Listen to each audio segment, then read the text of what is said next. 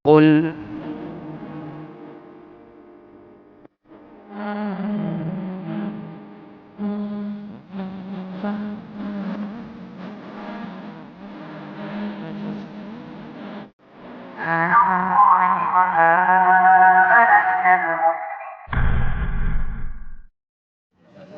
Bismillahirrahmanirrahim. Assalamualaikum warahmatullahi wabarakatuh. Alhamdulillahi rabbil alamin. Hamdan katsiran thayyiban mubarakan fihi kama yuhibbu rabbuna wa yarda. Wa asyhadu an la ilaha illallah wahdahu la syarikalah wa asyhadu anna Muhammadan abduhu wa rasuluh. Allahumma salli ala nabiyyina Muhammad wa ala alihi wa man tabi'ahum bi ihsan ila yaumiddin. Allahumma inna nas'aluka ilman nafi'a wa rizqan thayyiban wa amalan mutaqabbalan. Allahumma inna na'udzubika min zawali ni'matik wa tahawuli afiyatik wa fujaati nikmatik wa jami'i sakhatik. Puji syukur kita panjatkan pada Allah Subhanahu wa taala, salawat dan salam semoga tercurah kepada suri teladan kita, Nabi akhir zaman, yang kita juga nanti syafaat dari beliau dengan izin dan ridho saking Allah Subhanahu wa taala, yaitu Nabi besar kita Muhammad sallallahu alaihi wasallam. Dan atas nikmat Allah, kesempatan malam hari ini 14 Syawal 1439 Hijriah, kita semua diparingi sehat dan diberikan kemudahan untuk hadir di kesempatan majelis pada malam hari ini. Mungkin nikmat yang ada kita terus syukuri dan Allah ganti dengan nikmat-nikmat yang lainnya yang begitu banyak. Allahumma amin. Bapak Ibu sehat semuanya? Sehat? Rizkinya lancar? Rizki lancar? Alhamdulillah. Utang sampun lunas? Yang penting rizkinya lancar. Yes. Tak kira lebaran ki utangnya wis rampung. Alhamdulillah, yang penting lancar. Baik, ini masih 14 Syawal, malam 14 Syawal.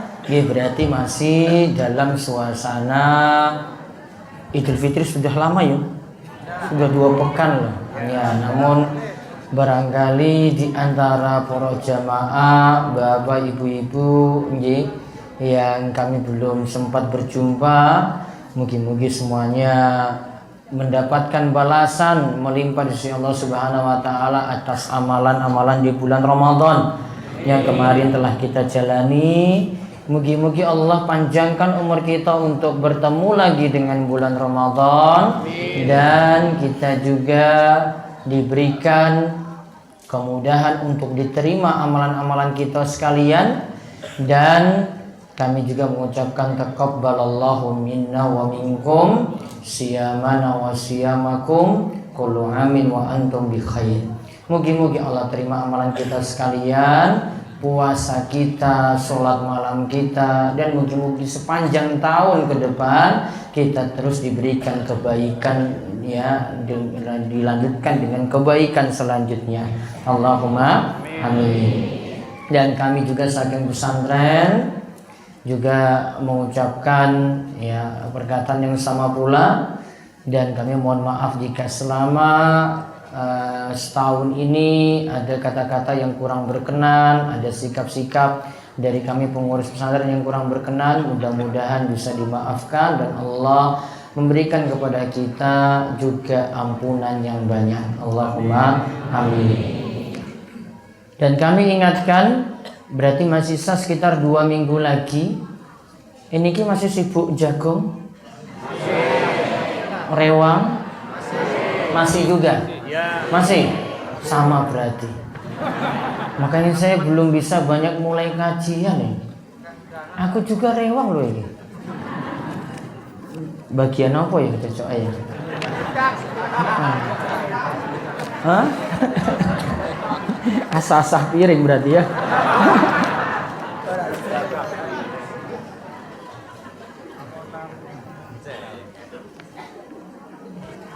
Terus apa tadi ya, sampai mana tadi? Oh ya. Jadi nanti saya mohon maaf untuk kajian Ahad pagi saya belum bisa mulai dulu. Karena ini sampai tanggal 22 ini saya undangan terus loh ini. Terus nih sampai ke Jakarta juga. Mulai nanti Ahad Kliwon. Ya, mulai nanti Ahad Kliwon. Tanggal 8 malah aku neng Ambon. Disuruh pulang lagi. Perewang meneh. Nggak mau cek masjid di sana. Nah, terus ini masih ada sekitar 2 minggu nih. Berarti ada tugas yang pertama, ibu-ibu sudah nyaur utang puasa? Oh, malas banget ibu-ibu. Terus, iya dereng rampung paling ya. Terus masih ada lagi sunnahnya puasa Syawal. Berapa hari? 6. Bapak-bapak sudah? Nah, sebagian belum selesai juga. Masih sibuk awal-awal ya, masih banyak kue, masih banyak snack, liburan, jalan-jalan. Ada yang sibuk jalan-jalan ya, belum mulai kerja duitnya sudah entek lagi. Ya sudah ya, gimana lagi? Betul nggak Bapak? Ya wes. Namun jangan sampai lupakan puasa Syawal. Berapa hari tadi? 6 hari. Namun kalau ingatkan untuk lakukan qadha Ramadan terlebih dahulu, nyaur lebih dahulu. Terutama ini ibu-ibu. Kenapa kita nyaur dulu? 1. Qadha puasa nyaur itu hukumnya wajib. Puasa Syawal hukumnya apa? Sunnah. Tentu yang wajib lebih didahulukan daripada yang sunnah. Yang kedua, qadha atau nyaur tadi itu wajib. Ingat, amalan wajib itu pahalanya lebih besar dibanding amalan sunnah. Yang wajib nggih niku ganjarannya lebih besar loh dibandingkan dengan amalan sunnah. Maka tetap mau bandingkan apapun, karena Nabi SAW juga sebutkan dalam hadis qudsi juga sama. Beliau urutkan amalan wajib dulu baru amalan sunnah. Namun kita lakukan dua-duanya bagus. Namun kalau mau dipentingkan, amalan wajib itu lebih besar pahalanya dibandingkan dengan amalan sunnah. Contoh misalnya sholat. Ada sholat rawatib. Misalnya rawatib qobliyah subuh. Ini sholat paling luar biasa ini. Sampai kata Nabi SAW, rakaatul fajri khairum minad dunya wa ma fiha. 2 rakaat qobliyah subuh lebih baik daripada dunia seisinya. Walaupun ganjarannya seperti ini, gimana bandingannya dengan sholat subuh yang wajib? Tentu pahala sholat subuh lebih besar daripada qobliyah subuh tadi. Jenengan nggak bisa bandingkan ini. Pokoknya yang wajib pahalanya lebih besar daripada yang sunnah. Itu sudah otomatis. Ya, paham Jin? Jadi yang wajib itu lebih besar pahalanya daripada yang sunnah. Berarti sholat subuh dengan sholat tarawih, mana yang pahalanya lebih besar? Padahal sholat tarawih 11 rakaat loh. Terus sholat subuh kalah rakaat, mana yang lebih besar pahalanya? Harusnya lebih banyak.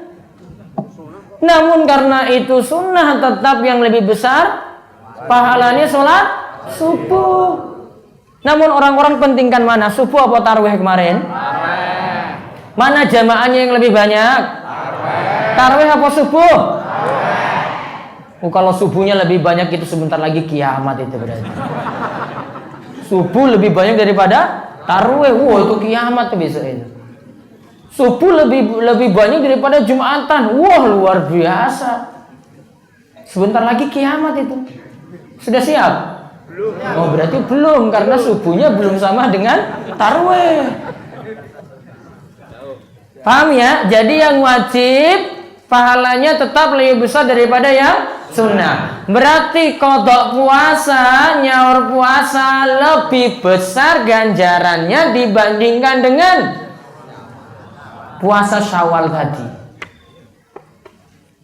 Walaupun Nabi SAW katakan dari hadis riwayat Muslim dari Abu Ayyub Al-Ansari, man shoma ramadhana summa atba'ahu sittan min Syawal kana kasiyamid dahr.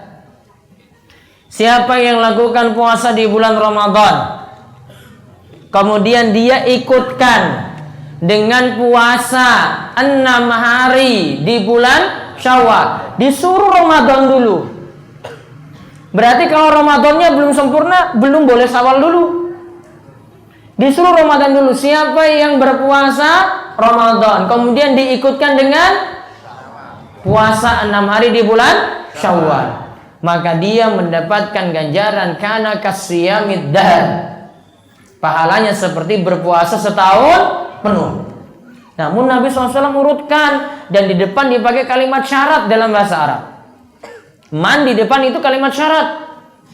Syarat ini dipenuhi dulu, baru nanti dapat ganjaran yang ditetapkan di belakang. Syarat tidak dipenuhi, maka tidak dapat ganjaran setahun penuh tadi. Berarti dahulukan qada puasa, baru kemudian nyawal tadi 6 hari. Ibu-ibu paham? Ini nggak bisa protes saya lagi loh ini. Kadang ibu-ibu itu protes tuh, terus saya kalau gitu nggak sempat. Ya sudah, nggak sempat. Kalau punya uzur, misalnya kita sakit saya sakit nggak bisa pergi ke masjid. Padahal rutinitas saya jamaah terus. Dapat ganjaran jamaah nggak? Dapat. Pernah kita bahas sebelumnya. Ketika kita bahas tentang sholat jamaah dalam kitab Riyadhus Shalihin. Saya rutin jamaah di masjid. Kemudian qadarullah, Allah kehendaki saya sakit dulu. Enggak jamaah di masjid. Dicatat jamaah? Catat enggak? Dicatat. Pahala berjamaahnya dapat? Dapat. Berarti orang yang punya uzur dilihat dari kebiasaannya bagaimana. Berarti kalau ibu-ibu punya uzur tadi, ibu kebiasaannya ada kan? Berarti kalau kebiasaannya puasa Syawal, kok sekarang dapat uzur, ya sudah, tetap dicatat pahalanya juga dapat. Walaupun enggak sempat, karena dia dahulukan nyaur dulu. Paham ini ya? Berarti kesimpulannya, nyaur dulu apa nyawal dulu? Nyaur. Ya, paham sekarang kan? Karena yang wajib lebih kita dahulukan. Namun di sini nanti ketika ibu-ibu atau bapak punya utang dan nanti bertemu dengan puasa selain puasa Syawal masih boleh. Contoh, ada nyaur tadi. Saya pas bertepatan dengan puasa Asyura. Niki Syawal, bar Syawal apa? Zulkaidah. Iya tak? Bar Zulkaidah bulan besar, habis itu Syura nggih. Nah, di bulan Syura, bulan Muharram tanggal 10 puasa Asyura. Saya masih punya utang 5 Ustaz, gimana? Saya boleh puasa Asyura? Boleh. Kenapa? Karena dalam hadis tidak disyaratkan puasa Ramadan dulu. Namun kalau puasa Syawal disyaratkan puasa Ramadan. Namun kalau puasa Asyura, Nabi SAW tidak syaratkan puasa Ramadan. Berarti boleh dahulukan puasa Asyura walaupun punya utang puasa. Sudah ya? Cukup. Berarti masih ada waktu. Sekarang tanggal 14. Berarti masih ada waktu sekitar 2 minggu untuk nyaur dan nyawal. Siap? Siap. Insya Allah nih. Baru Ramadan ini harusnya tambah rajin loh. Biasanya ini semangatnya ini jadi surut. Subuhnya yang kemarin rajin-rajin, yo saiki yo bolong-bolong. Wonten. Yang dulunya itu biasanya jamaahnya di masjid, saiki saiki jam 09.00 Ustaz. Waduh, ini mau persiapan nanti Piala Dunia. Wah, iya betul Bapak. Nah, iya meneh ya, bapak. Oh, jam 7 nggih biasanya ya. Jam 7 ya? Nah, itu hafal lagi jadwalnya coba.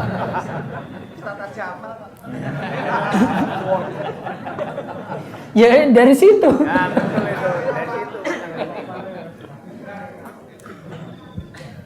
Yang dulu semangat jadi surut. Maka amalan itu butuh dijaga.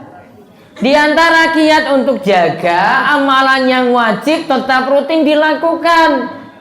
Terus yang sunnah-sunnah dijaga walaupun jumlahnya itu sedikit. Contoh misalnya tahajud niku minimal 2 rakaat. Witir minimal 1 rakaat. Ya sudah, kita kerjakan sholat malam kalih rakaat. Tutup witir 1 rakaat. Boleh enggak? Boleh. Tak jaga rutin terus loh. Telu tambah lagi besok. Wah, wis jaga lagi 3. Kalau ditumpuk ini sampai 1 tahun, itu sudah lebih banyak daripada orang 1 kali cuma 11 rakaat, besoknya nggak sholat lagi. Betul nggak? Berarti mending dijaga aja rutin daripada kita banyak namun cuma 1 kali. Sebagaimana kata Nabi SAW, Inna ahabal a'mal ilallah adwamuha wa inqal. Amalan yang paling dicintai oleh Allah yang ajak rutin dilakukan walaupun jumlahnya itu sedikit. Jadi jaga amalan kayak gitu.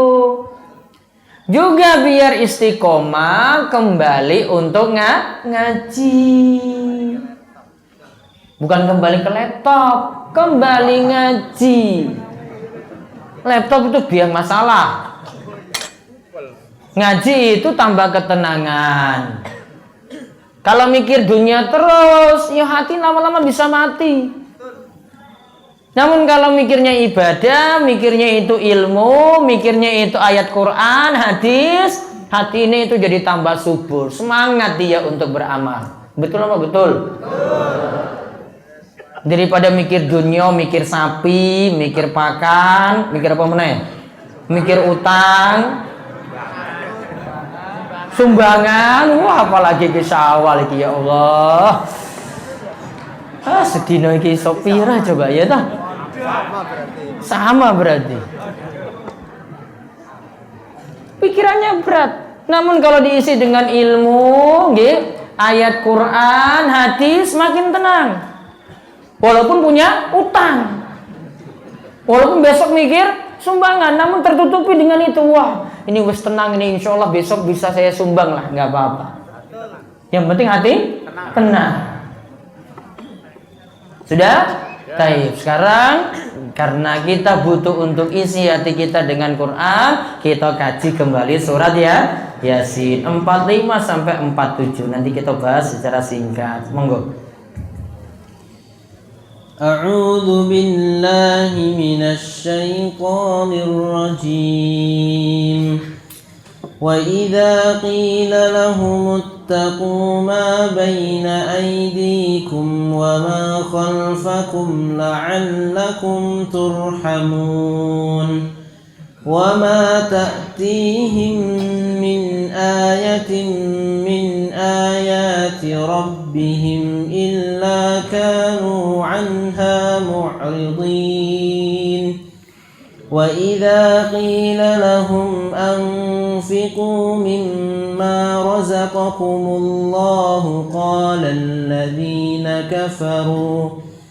قال الذين كفروا للذين آمنوا أنطعم من لو يشاء الله أطعمه إن أنتم إلا في ضلال مبين.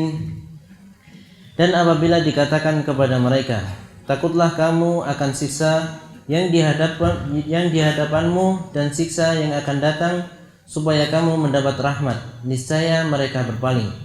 Dan sekali-kali tiada datang kepada mereka suatu tanda dari tanda-tanda kekuasaan Rabb mereka, melainkan mereka selalu berpaling daripadanya. Dan apabila dikatakan kepada mereka, nafkahkanlah sebagian dari rezeki yang diberikan Allah kepadamu, maka orang-orang yang kafir itu berkata kepada orang-orang yang beriman, Apakah kami akan memberi makan kepada orang-orang yang jika Allah menghendaki tentulah Dia akan memberinya makan? Tiadalah kamu melainkan dalam kesesatan yang nyata. Baik, surat Yasin ayat 45 sampai 47. Baik. Kita lihat dalam ayat sebelumnya itu tentang diselamatkannya orang-orang dahulu ketika mereka itu berada di atas kendaraan mereka di laut. Maka Allah yang menyelamatkan. Kalau Allah tidak menyelamatkan maka tidak bisa selamat. Kemudian diingatkan lagi di sini tentang peringatan untuk orang-orang kafir. Wa idza qila lahum, dan jika dikatakan kepada mereka, wa idza qila lahum ittaqu, hati-hatilah atau takutlah, ma baina aidikum wa ma khalfakum, apa yang ada di hadapan kalian, yang ada di belakang kalian. Ini para ulama beda dalam masalah tafsir tentang ayat ini. Ada yang katakan di depan kalian yaitu akhirat, belakang kalian yaitu dunia. Karena dunia itu kita tinggalkan. Di depan berarti akhirat. Akhirat itu kita hadapi. Maka akhirat itu yang ada di depan. La'allakum turhamun. Kalau kalian takut akan siksa Allah, kalian akan mendapatkan rahmat. Wa ma ta'tihim min ayatin min ayati rabbihim illa kanu anha mu'ridin. Dan jika datang kepada mereka ayat-ayat dari Rabb mereka, yaitu tanda-tanda kuasa Allah, maka mereka biasanya berpaling. Padahal ayat ini adalah penjelasan yang gamblang, yang begitu jelas. Orang kafir nggak mau peduli itu.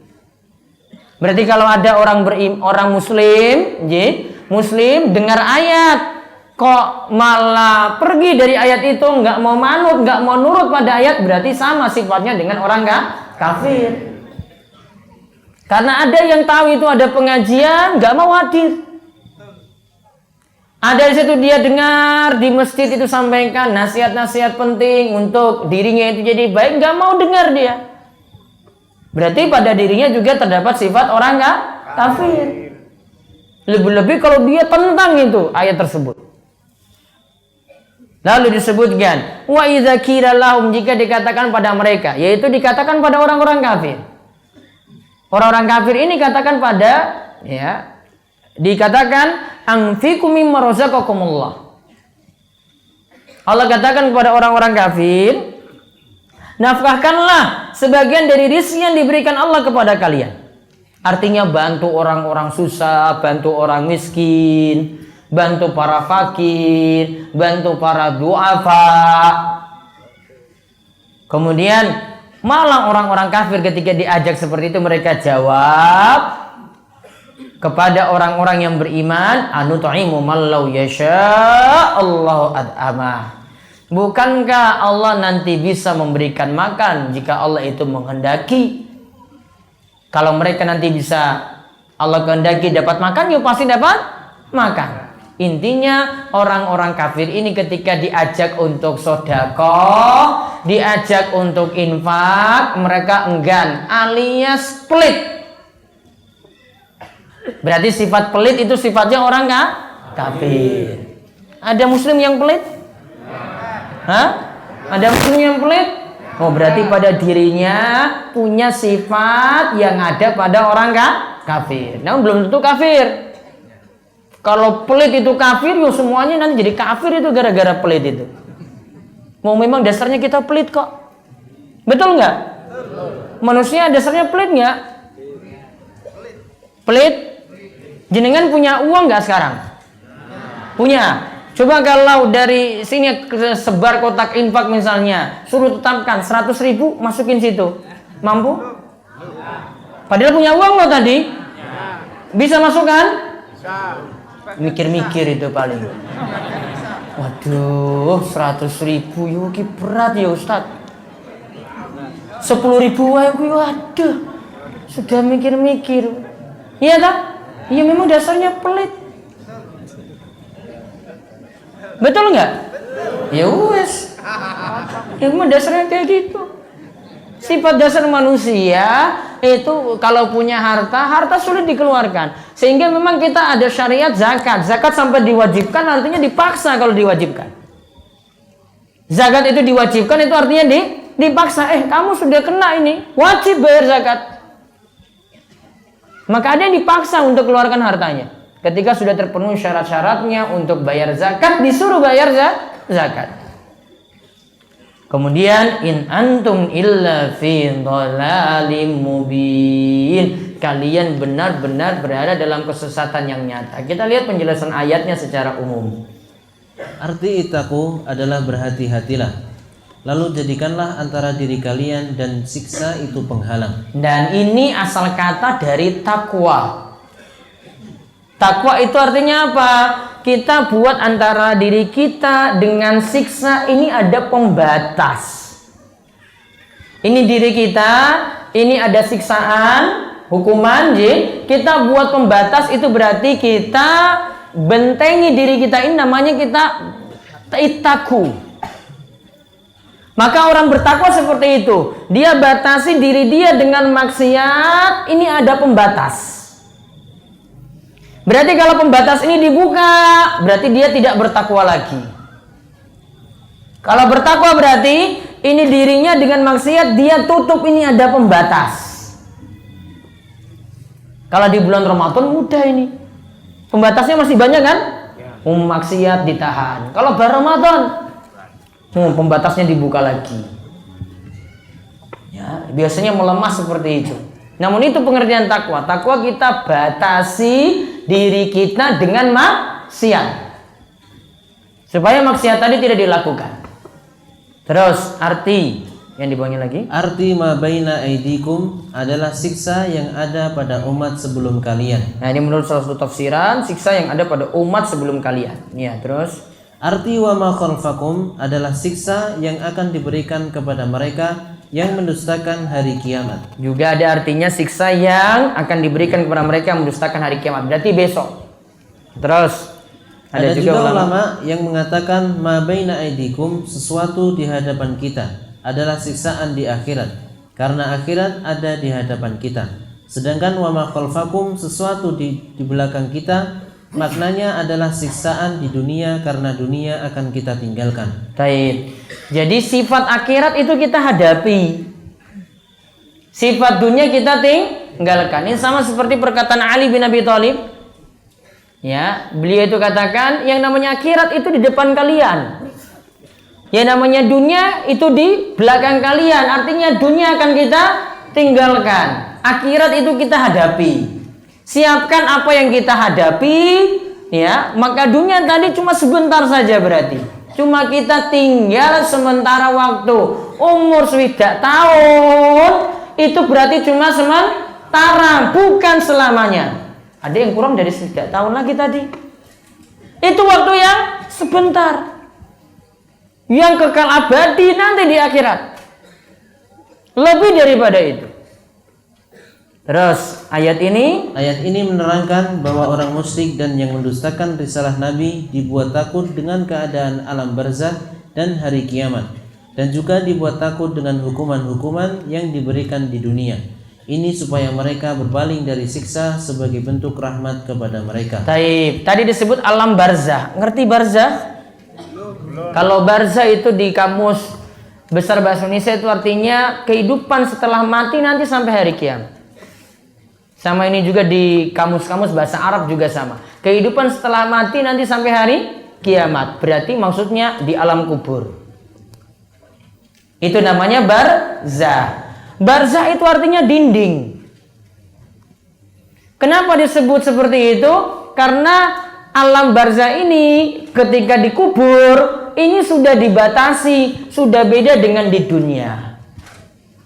Sehingga kalau ada orang mati, itu kalau sudah masuk kubur, itu nggak keluar-keluar lagi 7 hari, 40 hari, gentayangan tuh nggak ada. Paham? Nggak ada itu yang sudah meninggal dunia ini keluar dari situ. Katanya masih berkeliaran Ustadz 7 hari sampai 40 hari. Nggak ada itu ceritanya. Setiap malam Jumat juga ya ada. Malam Jumat pulang. Ngetok pintu. Nggak ada istilah kayak gitu. Tadi barza itu artinya apa? Dinding. Ini wes dibatasi loh ini. Ini nggak mungkin keluar nih, lompat sini nggak mungkin. Kalau lompat masa malaikat itu biarkan ini orang itu keluar dari kubur, coba kabur. Kalau penjara di Indonesia bisa keluar nggak? Wah bisa. Masa di alam kubur bisa keluar coba? Oh malaikatnya kecolongan ini ada yang kabur dari kubur. Wah nggak mungkin. Gentayangan ngopi dulu di rumah balik lagi. Wah itu cerita film-film, itu sinetron itu. Dunia nyata nggak ada kayak gitu, kenyataannya nggak ada. Sudah masuk alam barzah. Kalau sudah masuk alam barzah, orang situ sibuk dengan nikmat atau orang sibuk dengan siksa. Kalau sudah sibuk dengan nikmat, dapat nikmat terus, masa keluar saya mau kunjungi anak saya dulu, wes kangen. Wah nggak mungkin. Wes dapat nikmat loh ini.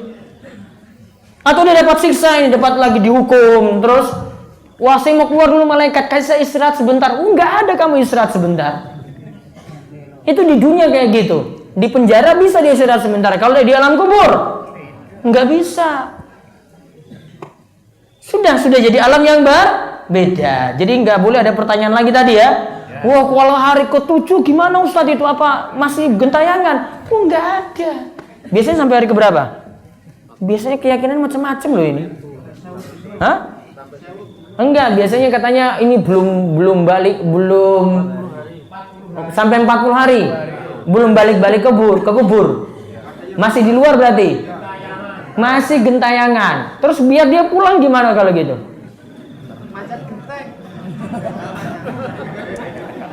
Maksudnya biar balik lagi ke kubur gimana?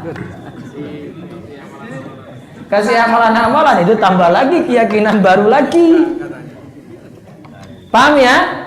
Jadi nggak boleh ada keyakinan kayak gitu lagi. Ini kebanyakan di Gunung Kidul kayak gitu masih punya keyakinan. Masih 7 hari katanya belum balik-balik sehingga perlu ada ritual-ritual. Nggak ada. Dari sisi baliknya dia ke dunia lagi nggak ada. Sudah di alam kubur, entah itu dapat nikmat, entah itu dapat siksa wes. Terus di bawahnya lagi disebutkan bahwa akan datang kepada mereka ayat, yaitu tanda kekuasaan Allah. Disandarkan kepada Allah menunjukkan sempurna dan begitu jelasnya. Tanda-tanda inilah yang menunjukkan begitu pedulinya Allah kepada hambanya. Allah tunjukkan kepada hal yang bermanfaat bagi dunia dan agamanya. Tanda ini juga menunjukkan wahdaniyah, keesaan Allah juga sebagai mukjizat. Nah lihat, Allah itu tunjukkan tanda-tanda atau ayat. Ayat itu ada sifatnya ayat kauniyah, yaitu kekuasaan yang ada di alam. Ada itu ayat syar'iyah, yaitu berupa dalil-dalil. Ada Al-Quran, ada hadis. Itu jadi bukti. Allah berikan tanda seperti ini kasih sayang dari Allah. Allah masih kasih kita. Diberikan bukti seperti ini supaya orang itu sadar. Diberikan ayat itu supaya kembali ke jalan Allah. Dulu banyak maksiat, jauh dari masjid supaya kembali ke masjid. Dulu itu sibuk dengan minuman keras, diberikan peringatan, balik lagi untuk itu. Kadang dengan kejadian-kejadian, Allah beri dia itu penyakit, Allah beri dia itu cobaan, lantas dia sadar, kemudian balik lagi untuk ke jalan Allah Subhanahu wa taala. Kemudian pada ayat ini diperintahkan untuk mengeluarkan rezeki yang telah Allah anugerahkan. Ini dikatakan kepada orang kafir, penentang dan yang mengkufuri keesaan Allah. Jika Allah kehendaki, Allah bisa merampas rezeki tersebut dari mereka. Orang-orang kafir lantas berkata kepada orang beriman. Mereka berargumen dengan masyiah atau kehendak Allah. Apakah kami akan memberi makan kepada orang-orang yang jika Allah menghendaki, tentulah dia akan memberinya makan? Maksudnya, biarkan saja yang miskin tetap miskin. Jika Allah kehendaki kaya, pasti mereka akan kaya. Intinya mereka berkata demikian. Sejatinya orang kafir itu pelit dan memang enggan membantu orang fakir dan miskin. Sejatinya orang kafir itu pelit, cuma buat-buat alasan saja. Ngapain bantu orang miskin? Kalau memang dia itu miskin, Allah bisa jadikan dia kaya. Ini cuma alasan. Nggak mau nyumbang, nggak mau bantu orang susah. Asalnya seperti itu, dia buat-buat alasan muter-muter dulu. Wah, kalau memang itu miskin, Allah akan bikin dia jadi kaya. Padahal ada sebab di sini. Allah buka jalan bagi orang-orang, ada yang kaya, ada yang miskin, supaya yang kaya ini bisa bantu yang miskin. Ada yang punya rezeki berlebih, Allah tetapkan syariat, ada zakat. Itu nanti disalurkan kepada 8 golongan. 8 golongan siapa saja? Fakir. Surat At-Taubah ayat 60 ya. Fakir, terus miskin, terus amil, terus mu'allafatu qulubuhum, mu'allaf, terus gharib, 5 wafir riqab, perbudakan, terus membebaskan budak. Yang ke-7 fisabilillah, ya. Terus yang ke-8 ibnu sabil. Di awal ayat dikatakan innamas shadaqatu lil fuqara'i dan seterusnya. Pakai kata innama, berarti cuma untuk 8 golongan ini. Kalau disebut 8 golongan, maka batasi dengan ini saja. Maka cari mana fakir, mana miskin. Namun tidak mesti dibagi ke 8 golongan semuanya. Karena perbudakan tidak ada saat ini juga. Apa yang didapati, situ dapati fakir, maka kasih ke fakir atau miskin. Ada yang terlilit utang, yang dimaksudkan terlilit utang di sini gharim, itu seluruh aset yang ada tidak bisa nutupi utang-utangnya. Karena ada yang punya utang, asetnya masih banyak, namun dia pelit untuk bayar utangnya. Dia tahan-tahan, gak mau jual ini aset tanahnya, rumahnya, gak mau. Nah, ini belum gharim. Nah, kalau sudah bangkrut seperti ini, nah ini baru diberikan zakat. Maka ada syariat tadi, orang yang punya rezeki berlebih, terpenuhi nisab, terpenuhi haul, berikan zakatnya kepada 8 golongan tadi. Nanti pembahasan zakat fitrah beda lagi. Kalau zakat fitrah penyalurannya terbatas. Cuma berakhir nanti harus disalurkan sampai sebelum sholat Idul Fitri. Kalau zakat mal tidak. Nanti lihat haul. Haulnya bagaimana? Namun kalau zakat fitrah, ingat, ini kadang takmir masjid itu buat kesalahan. Bar sholat Idul Fitri ada yang masih simpan-simpan berasnya, belum dibagi.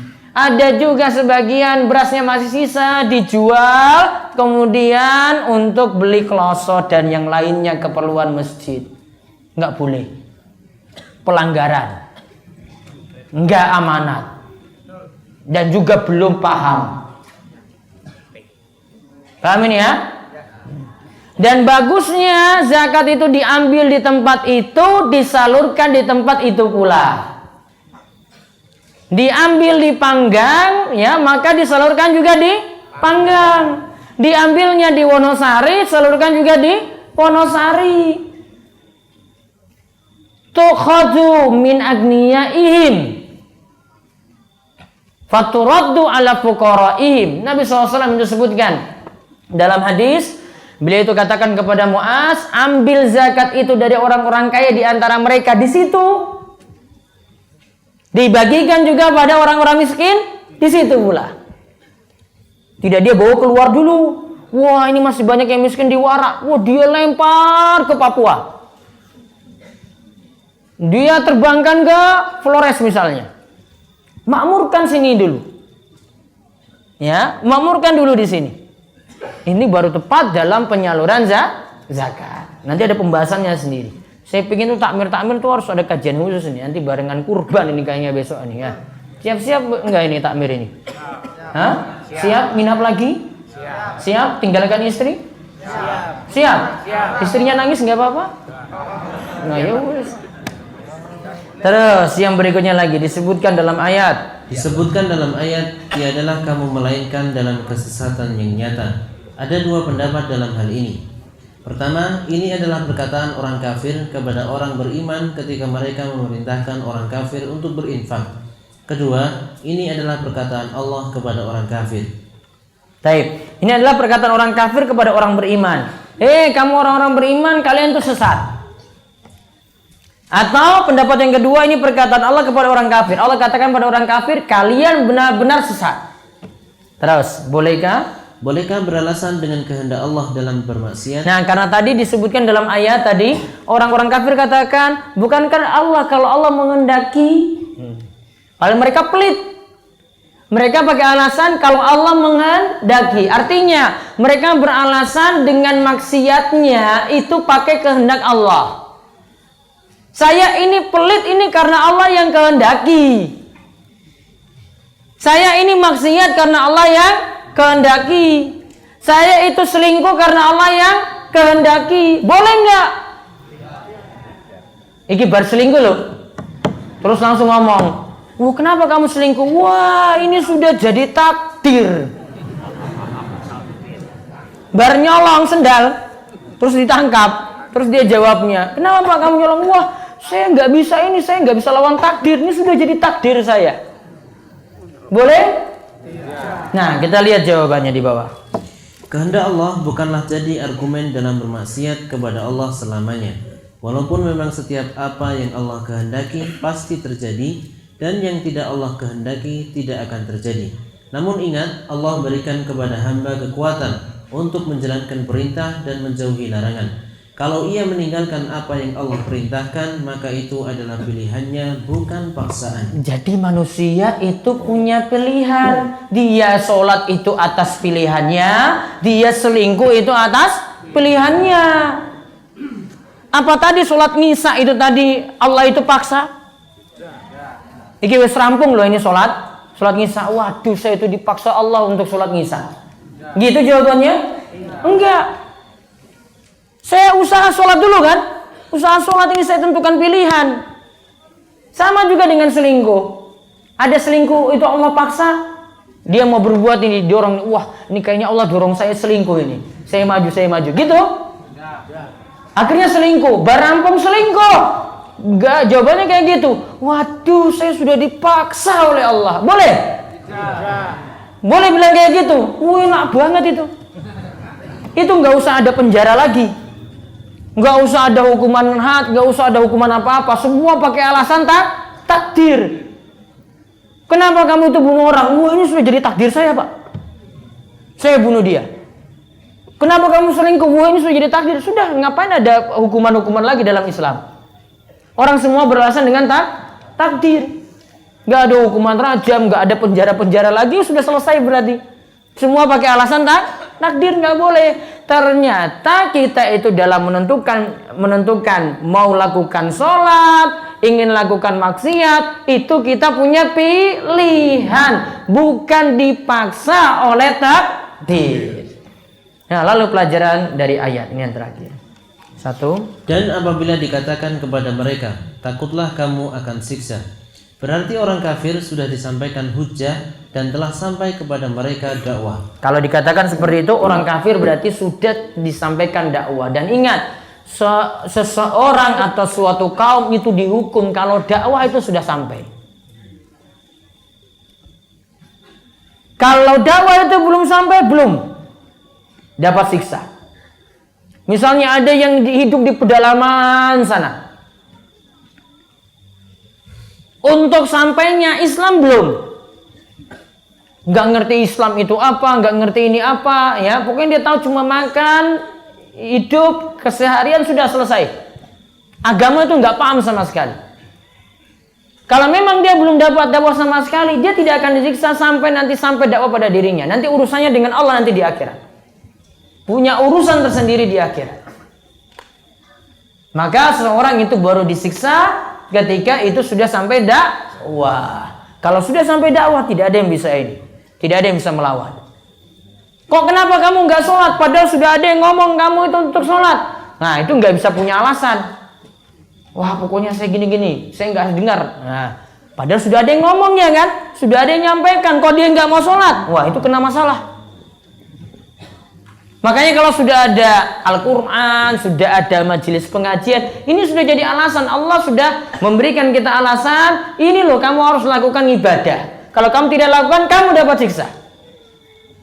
Terus yang kedua, jika seseorang berpaling dari peringatan Allah, maka ia akan mendapatkan siksa di dunia, siksa di akhirat, atau siksa di dunia dan akhirat sekaligus. Siapa saja yang berpaling, tidak mau manut pada perintah Allah, maka dia bisa jadi dapat siksa di dunia, bisa jadi dapat siksa di akhirat, bisa jadi dapat siksa di dunia dan di akhirat sekaligus.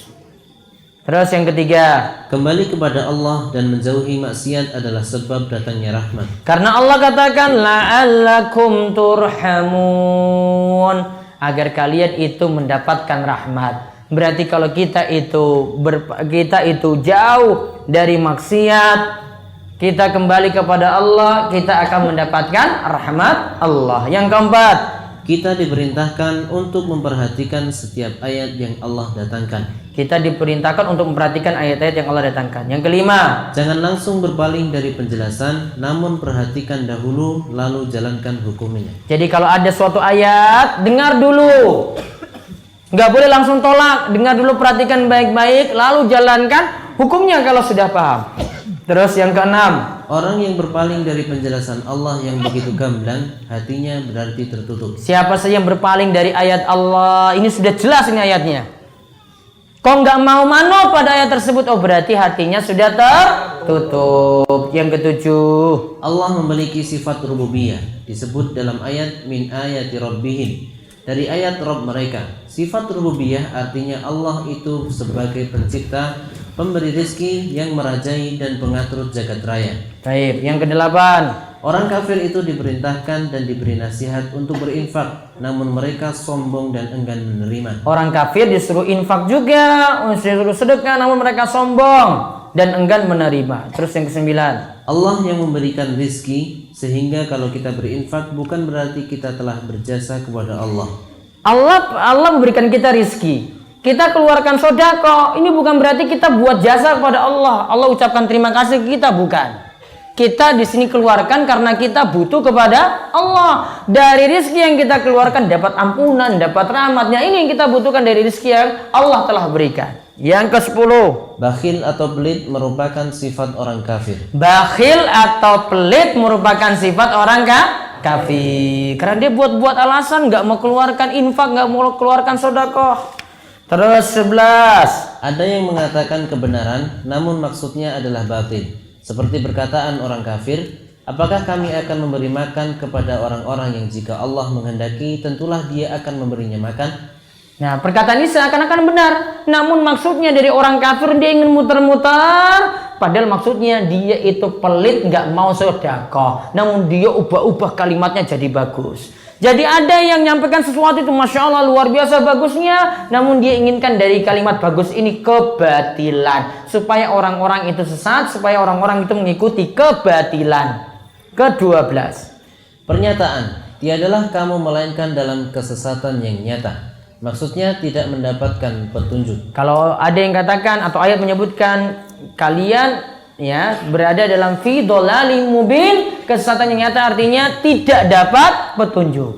Terus yang ke-13, Allah memiliki masyiah atau kehendak, dan kehendak Allah terkait dengan hikmah. jadi apa yang Allah kehendaki kita sakit, semuanya ada hikmahnya. Allah kehendaki kita itu hidupnya susah, semuanya ada hikmahnya. Allah kehendaki ada yang kaya, ada yang miskin, semuanya ada hikmahnya. Allah kehendaki ada yang punya keturunan, ada yang tidak punya keturunan, juga itu adalah hikmahnya begitu besar.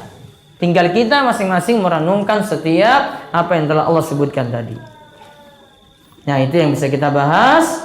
Ya, nanti kita lanjut lagi pada pertemuan berikutnya. Yang kami mohon maaf untuk ini pengumuman dulu.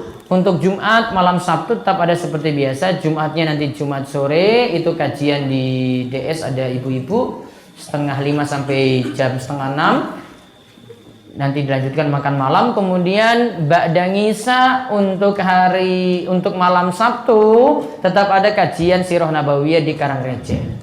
Ya, Sirah Nabawiyah di Karangrecek seperti biasa. Kemudian hari Sabtunya, hari Sabtu itu Sabtu Legi. Nanti ada kajian di Masjid Besar Al-Huda Pelayan untuk muslimah, untuk ibu-ibu. Kemudian tanggal 1-nya itu pas dengan Ahad Pahing. Saya belum bisa keliling dulu karena tanggal 1 ada hajatan juga. 2 sekalian undangan. Jadi saya bisa cuma ngisi kajian di sekitar sini. Ya, nanti untuk jamaah Panggang Purwosari silakan hadir untuk Syawalan Akbar di Masjid Jenderal Sudirman jam 8 sampai jam 10. Jam 8 sampai jam 10. Jadi tolong persiapkan diri untuk jamaah Panggang Purwosari yang sebelumnya sebenarnya minggu lalu, namun saya pindah tanggal 1. Kemudian untuk tanggal 2 sampai tanggal 8 saya izin tidak di tempat, sehingga tidak ada kajian untuk malam Kamis pekan depan. Saya mau ke Malang, ada pertemuan dengan ustadz-ustadz yang lainnya. Ada pertemuan untuk ngaji, saya juga butuh belajar tambah ilmu. Kemudian tanggal 6 sampai 8 saya harus pulang ke Ambon. Nanti kajiannya normal lagi tanggal 9 seterusnya. Kajian Ahad Keliling nanti mulai Ahad Kliwon tanggal 29. Ya, masih banyak undangan soalnya. Di sini aja ada rewang berapa kali loh ini. Nyumbang lagi. Baik, ada pertanyaan monggo? Ada yang langsung? Radio? Wonten? Ya. Sambil yang lainnya bisa lewat kertas. Assalamualaikum Ustadz. Waalaikumsalam warahmatullahi wabarakatuh. Maaf, saya mau tanya Ustadz, apakah seseorang yang mendapatkan zakat juga wajib mengeluarkan zakat? Terima Seseorang kasih. yang apa? Seseorang yang mendapatkan zakat juga wajib mengeluarkan zakat. Kalau dia itu keluarkan zakat karena dilihat dia itu punya kelebihan makanan, ini pasti zakat fitrah ini. Ya, misalnya malam Idul Fitri punya kelebihan makanan, berarti punya kewajiban untuk bayar zakat fitrah. Malam Idul Fitri punya kelebihan makanan, berarti wajib bayar zakat fitrah. Oh, ternyata ditelusuri lagi orang ini miskin. Dari sisi yang lainnya dia punya kekurangan, walaupun punya kelebihan beras. Maka boleh yang tadi orang yang sudah keluarkan diberikan lagi zakat fitrah. Namun tentu berlebih dibandingkan yang telah dia keluarkan. Boleh seperti itu. Terus yang kedua. Assalamualaikum Ustadz. Waalaikumsalam. Saya mau tanya tentang pahala membaca Al-Quran. Lebih besar pahalanya yang mana antara baca yang ada terjemahnya dengan yang tidak ada terjemahnya? Lebih besar kalau mau terjemah ada atau tidak, orang baca terjemahannya atau tidak. Karena ada yang punya Al-Quran terjemahannya juga nggak dibaca. Ya, yang dipentingkan itu adalah baca sekaligus paham. Oke? Baca sekaligus paham seperti kita tadi baca ini loh. Ini kan ada ayat, terus ada terjemahan, terus penjelasan. Nah ini lebih mendalam lagi. Jadi kalau ada ayat terus nggak pahami, baca terjemahannya, oh berarti semakin paham. Makin kita paham, pahalanya makin besar. Jadi bukan maksudnya baca milih Al-Quran yang ada terjemahan atau tidak, bukan. Namun baca terjemahannya atau tidak kemudian paham. Itu yang dipentingkan. Terus. Assalamualaikum warahmatullahi wabarakatuh. Waalaikumsalam warahmatullahi wabarakatuh. Ustadz, apakah mengangkat tangan ketika berdoa hukumnya wajib? Apakah mengangkat tangan ketika berdoa hukumnya wajib? Tergantung. Karena ada posisi ketika berdoa tidak disuruh angkat tangan. Seperti misalnya kita keluar kamar mandi baca apa? Ghufranaka. Itu artinya apa? Ya Allah, kami mohon ampunanmu ya Allah. Kami mohon ampunanmu ya Allah. Ini berdoa juga, namun tidak disuruh angkat tangan. Berdoa dalam sholat ketika sujud tidak disuruh angkat tangan. Berdoa di tahiyat akhir sebelum salam tidak disuruh angkat tangan. Jadi tergantung, namun asalnya kalau keadaan yang bisa kita angkat tangan, tetap mengangkat tangan ketika itu. Itu lebih menunjukkan adab dalam berdoa. Jadi angkat tangan tetap hukum asalnya. Terus, Ustadz, apakah sesudah mandi junub boleh mengerjakan sholat tanpa wudhu lagi? Bagaimana kalau tangan nyentuh kemaluan, apakah masih sah wudhunya? Iya betul pertanyaannya. Yang pertama tadi apa? Mandi junub lalu Mandi junub tidak berwudu lagi. Ingat, mandi junub itu hilangkan hadas besar.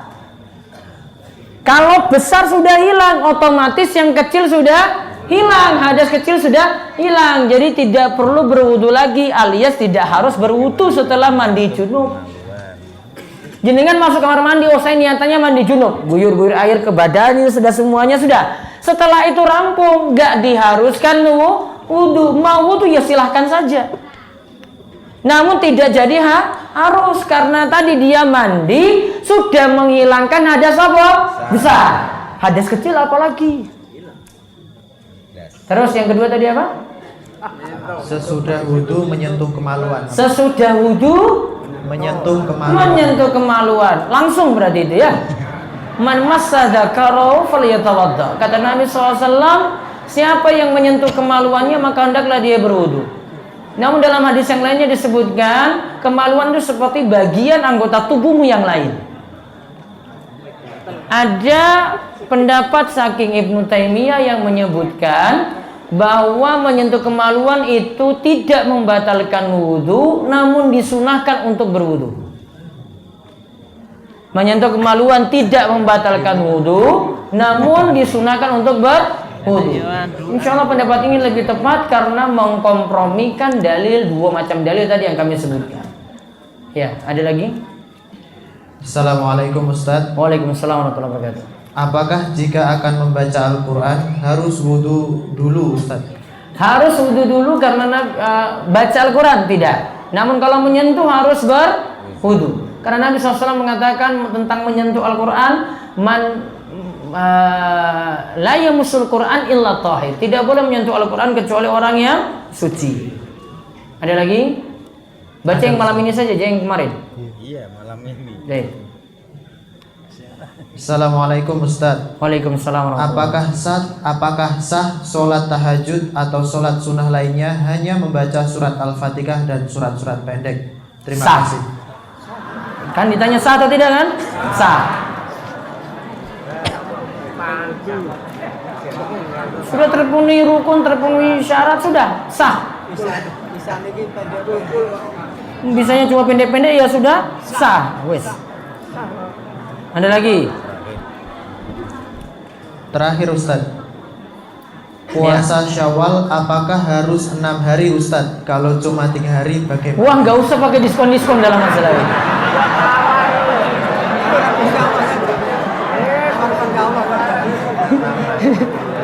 Ustadz, saya mau diskon.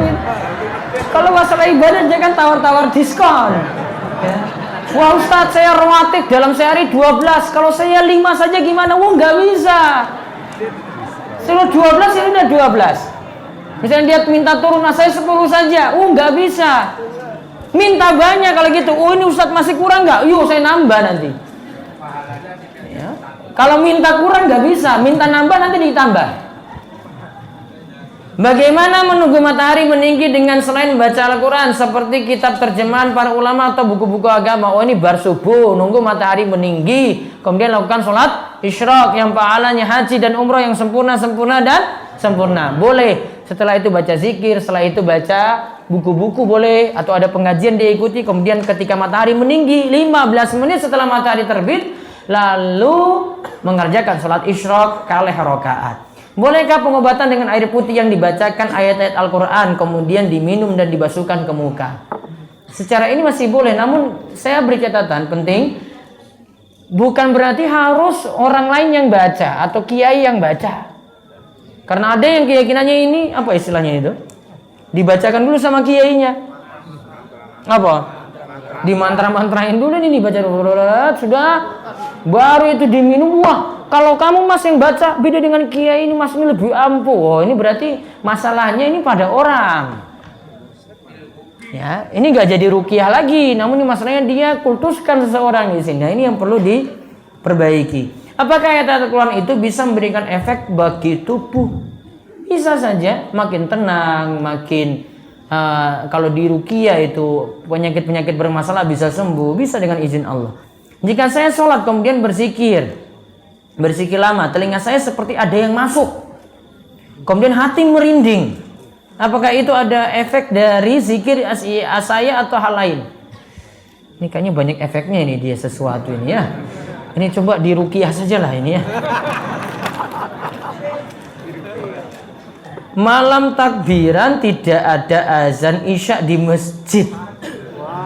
Tapi takbirannya ada. Lalu waktu isya langsung iqomah. Bagaimana kejadian ini Pak? Mungkin azannya sudah telat sehingga dia mau langsung iqomah. Intinya ya kurang tepat lah di sini, harus ada azan dulu di awal. Namun dari sisi sholatnya tetap sah.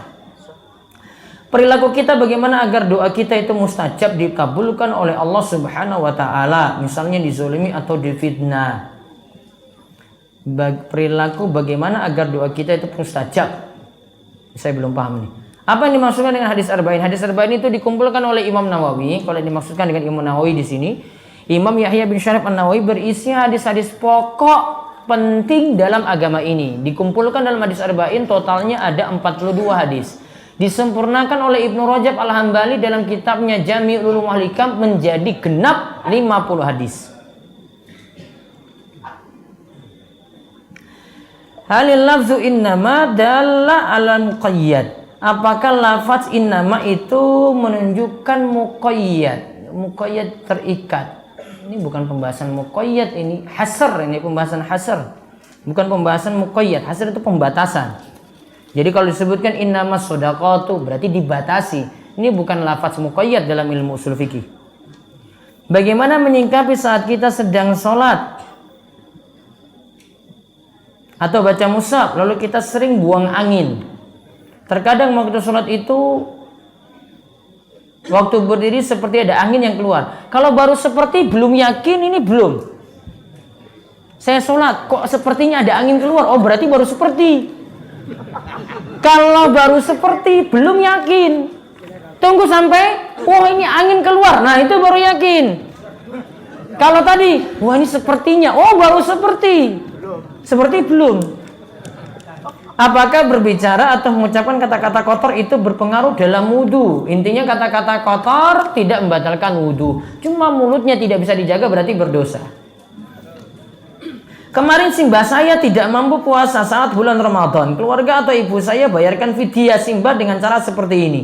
Ibu menakar setengah kilogram beras untuk bayar 1 hari simbah tidak puasa. Ibu mengumpulkan sampai akhir Ramadan. Cara bagikannya adalah memberikan pada 3 orang miskin dengan masing-masing orang 5 kilogram. Boleh seperti itu, namun ukuran fidyahnya mungkin ditambah, baiknya setengah sok. Setengah sok itu 1 sok sekitar 2,5 kilo, berarti setengahnya itu 1/4. Namun ada sebagian ketetapan fidyah di bawah itu lagi. Mungkin hati-hatinya bisa pakai 1/4. Saya punya simbah putri, qadarullah beliau beberapa bulan sebelum Ramadan mengalami sakit. Beliau setiap hari harus minum obat. Di saat Ramadan juga harus minum obat. Jika seperti itu apakah beliau mengqadha puasa atau cukup bayar fidyah? Kalau Ramadan tidak mampu lagi puasa berarti bayar fidyah. Kalau simbah putri nggak mampu bayar fidyah berarti anak-anaknya yang nanti bayarkan fidyah. Apakah harus menunggu azan selesai untuk melaksanakan sholat rawatib? Iya, kalau masuk masjid berarti tunggu azan selesai dulu baru sholat rawatib. Setelah melakukan sunnah berwudu dalam mandi besar tetapi tangan menyentuh kelamin, kemaluan, apakah mandi besar kita masih berstatus wudu? Yang jelas mandinya nantinya kalau dia mandi berarti yang tadi dia sentuh kemaluan tadi ya, mandinya menutupi itu. Artinya yang batal tadi wudunya tertutupi dengan mandi. Artinya mandinya tetap sah. Ketika mandi biasa namun diniatkan mandi besar. Mandi biasa diniatkan mandi besar. Misalnya mandi pagi diniatkan mandi besar. Apakah sama saja kita telah berwudu? Iya. Namun kalau mandinya cuma niatannya mandi pagi tidak bisa menggantikan wudu.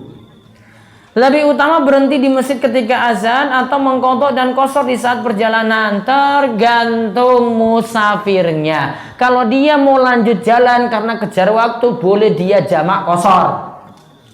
Namun kalau dia itu pingin sekalian istirahat di jam sholat, maka boleh dia itu berhenti, kemudian kerjakan sholat di situ. Setelah sholat barengan imam di situ, dia kerjakan sholat jamaknya lagi. Dia majukan misalnya asar ke waktu zuhur. Cukup Ji? Cukup. Dan kami ingatkan untuk hari Jumat tetap di Karangreja tetap ada malam Sabtu. Sabtu nanti di Masjid Besar Huda Pelayan. Terus hari Ahad untuk Masjid Jenderal Sudirman untuk jemaah Panggang Purwosari. Mungkin semuanya sehat panjang umur. Allah memberikan kekuatan untuk terus beramal soleh. Dan mudah-mudahan kita diberikan keistiqomahan. Mohon pulang dengan tertib. Kita tutup dengan doa kafaratul majelis. Subhanakallahumma bihamdika asyhadu an la ilaha illa anta astaghfiruka wa atubu ilaik. Assalamualaikum warahmatullahi wabarakatuh.